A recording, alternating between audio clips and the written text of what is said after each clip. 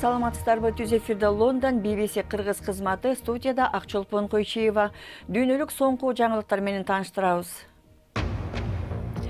Индия Британиядан ашып, COVID-19-дан каза тапкандардын саны боюнча 4-чү саптагы өлкө болуп калды. Депрессия менен санага батуу. Бейрутта өткөн жумада болгон жарылуунун балдардын психикалык абалына таасири кандай? Австралиядагы Улуу Барьер рифинде кит менен бетме-бет жолугушуу.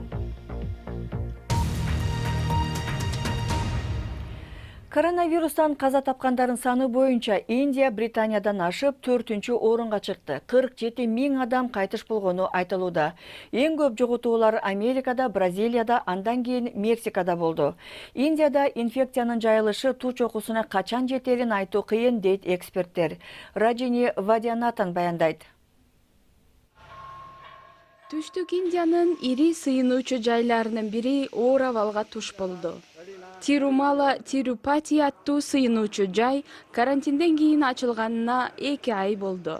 Вирустан сактануучу чаралары киргизилгенине карабай, ал жерде иштеген 740 кызматкерде коронавирус аныкталды. 3 киши көз жумду. Алардын бири ошол жердин динаятчысы болгон. Вирус күчөп жатканына карабай, Индияда сыйынган жайлар жабылган жок. Вируска каршы чаралар акырындык менен жеңилдетилип жатат. Базарлар ачылып, көчөлөр кайрадан тургундарга толду. Мындан улам тилекке каршы өлкөдөгү көрүстөндөр да толуп жатат. Индия коронавирустан каза болгондордун саны боюнча Британиядан ашып, дүйнө боюнча 4-чү орунга чыкты. Ар бир жоготуу чоң трагедия. Өлкөдө вирустан 200дөн ашуун доктор каза болду. 27 жаштагы Жогиндер Чодри көз жумгандардын бири. Жогиндердин атасы карызга акча алып уулун окуткан. Ковид менен күрөштө менин уулум эр жүрөктүк кылды.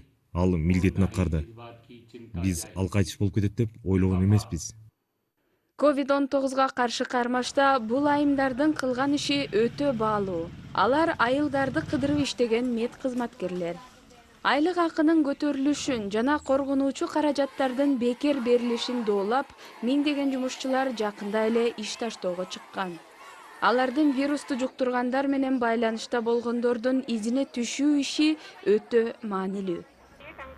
Вирусту жуктуруп алгандарды издеп табуу да маанилүү. Башка өлкөлөргө салыштырмалуу Индия тургундардан жапырт анализ алган жок. Индиянын премьер-министри Нарендра Моди өлкө боюнча штаттардын тургундары тестирлөөдөн өтүшүн буйрук берди. Индияда эпидемиянын траекториясы кандай болорун алдын ала айтуу кыйын болуп турат. Өлкө калкынын дээрлик көбү вируска кабылганын көрсөткөн далилдер бар. Ошондуктан айрымдарында иммунитет пайда болду деп айтсак болот. Ошондуктан эпидемиянын күчөгөн учуру жакындап калды. Калкы өтө жыш болгон өлкөдө COVID-19 вирусун басаңдатуу чоң көйгөйгө айланды.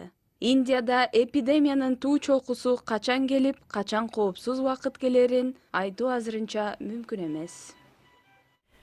Бейруттун жаш балдары өткөн жумадагы жарылуун кесепеттеринен дагы көп жыл жабыркашы мүмкүн дейт докторлор. 80 000 чамалуу жаш балдар үй жайсыз калды. Көбү шок абалынан чыга элек. Мындай психикалык травма депрессияга алып келиши мүмкүн дейт эксперттер. 4 жаштагы Яра өз алдынча ойногонду жакшы көрөт. Жарылуу болгон маалда ал үйдө атасы менен болгон, апасы сыртта эле. Бейрут портунда жарылуу болгондон бери бир жума өттү. Бет башына айнектин чачырандылары келип тийип, ал тепкичтен ылдый кулап түшкөн. Мен кыйкырып, кызым кай жакта дей бердим. Бирөө мага ал жакшы эле деди. Башка бирөө ал өлдү, буранды астында калды деди. Кудай жалгап 5 мүнөттөн кийин чалып, кызыңдын бетине айнек тийиптир. Тиктиргени доктурга алып барабыз дешти. Көп жаш балдар жарадар болду. Көп балдар ушул сыяктуу учурга туш келди. Ата-энелер мунун баарысы аларга кандай таасир этти деп сарсанаа. Бул Нур. Жарылуудан үй силкилдеп кеткенде атасы көтөрүп барып аны үстөл алдына түртө салган. Лама балдары дагы жарылабы деп улам сурап өз бөлмөсүндө уктагысы келбей калганын айтууда. Окуя 30 жыл мурунку атуулдук согушту эске салды. Биздин чоң аталарыбыз муну башынан кечирди. Биздин эне атабыз, биз да ушундан өтүп жатабыз. Жарылуулардын, ракеталардын элеси эсибизден кеткис болду. Азыр да эсибизде. Жарылуудан кийин көпчүлүк кишилерде анын кесепетинен арылуу учурундагы жүрүм турумунда ар кандай белгилер байкалып өтүп кетет. Бирок бул белгилерден терапияга муктаж болгон учурларды аныктоо оңой эмес. Ыйык Жорж бейтапканасы жарылуудан бир топ жабыркады. Анда психикалык саламаттык боюнча өкмөттүк эмес уюм иш алып барчу. Бул уюм жакында эле сириялык качкын балдардагы психикалык травманын кесепеттерин изилдеген. Жарылуудан каза тапкан 5 медицина кызматкерин эскеришүүдө.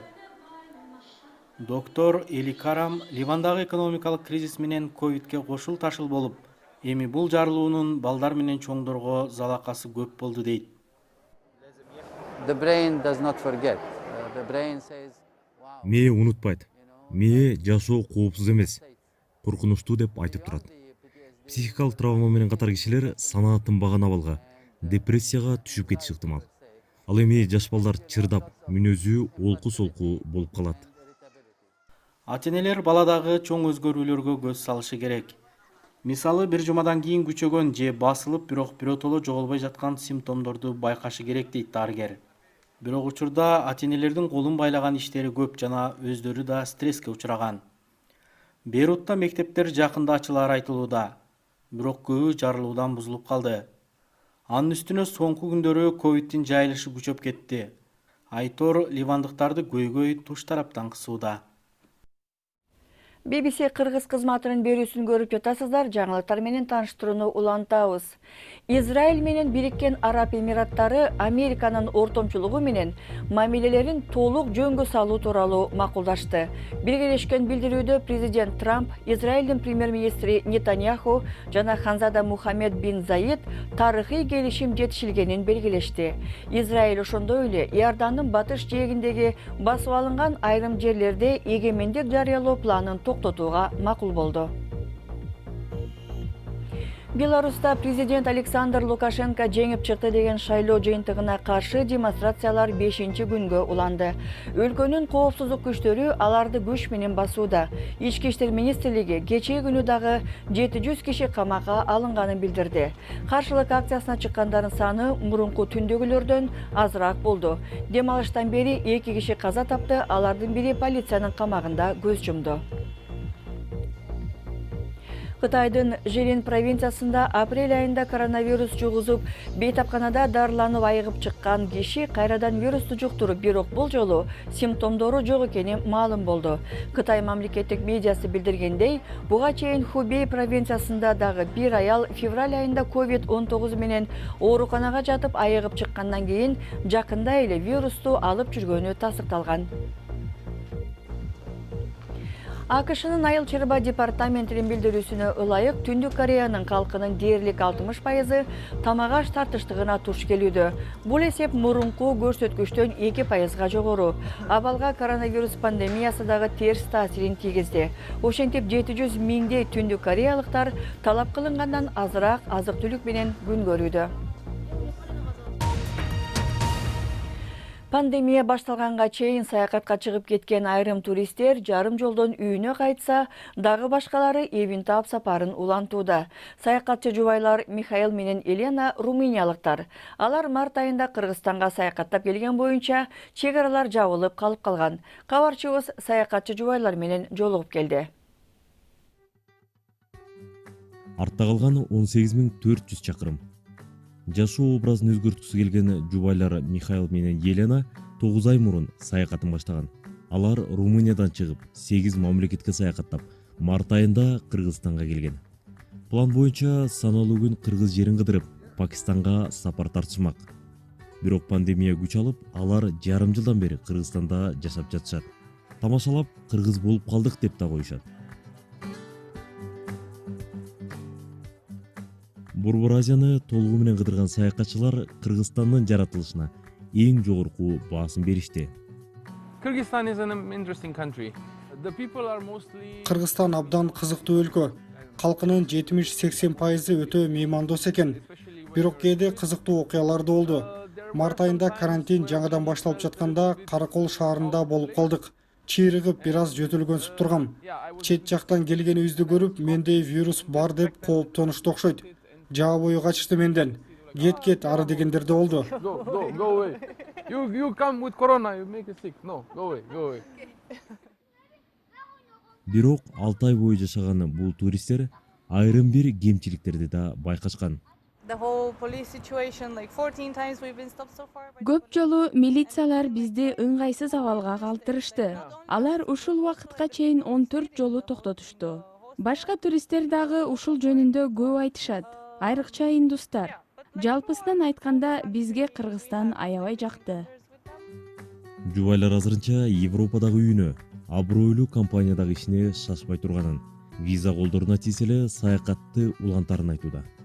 Тоо ташка, узак аралыкка басуу сыяктуу жандуу жашоо образы менен жубайлар экөө тең кеминде 10 килограммдан салмак жоготконун айтып беришти.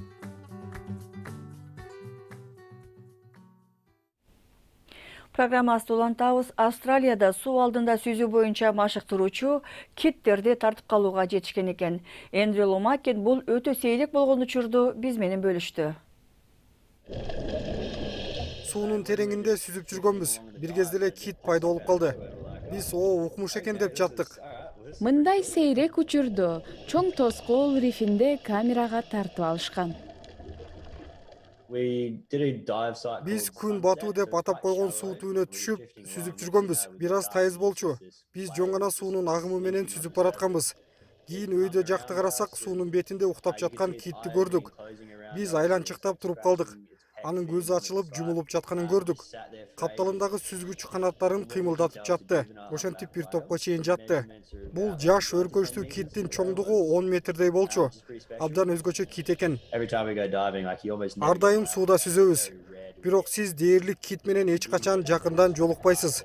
Бул өтө сейрек учур. Эгер алар болуп калса, тез сүзүп өтүп кетет. Андыктан китти 12 мүнөт карап турганыбызга ишенбей турдук. Ал суунун түбүнө өтө жай сүзүп бараткандыктан аны видеого тартып алууга мүмкүн болду. Рифтин түбүнө акырын сүзүп барып, курсагы менен рифтерге сүйкөндү. Рифке тийген добуштар угулуп турду. Өтө таң калыштуу болду. Кийин ал кайрадан күчтөнүп, биз көрө албаган жакка сүзүп кетти. Киттер апрелден тартып ноябрга чейин жер которушат. Ошол маалда чыгыш жээктеги көптөгөн өркөчтүү киттер Лейди Элиот аралы аркылуу сүзүп өтүшөт. Биз турган чоң тоскоол рифинин түштүк четинде киттер көп эле көрүнөт. Бирок өтө алыс аралыктан көрө аласыз. Киттер суунун үстүндө, сүзчү канаттарын какалап келе жатканын көрөсүң. Бул да укмуш көрүнүш. Эмне үчүн аларды капысынан жакындан көрүү ушунчалык өзгөчө болду? Киттерди суунун тайызыраак жеринен көрүү абдан сейрек. Адатта алар суунун өтө терең жагына жайылып көрүнүшөт. Жана алар менен мындай жакын байланышта боло албайсың. Чынында рифтин болгону 10 метр тереңинде гана көрүү адаттан тыш нерсе. Чын эле мен бул окуяга дагы деле ишенбей турам. Өзгөчө учур болду. Абдан жыргадым. Укмуштуудай убакыт өткөрдүк. Дагы ушундай учур болуусун каалайм. Абдан кызыктуу окуя экен. Эми жаңылыктар соңуна дагы бир жаңылыкка токтолобуз. Калифорнияда полиция бооруна таккан видеого коляскада отурган адамды темир жолдон поезд келерине бир нече секунда калганда сууруп чыкканы тартылып калган.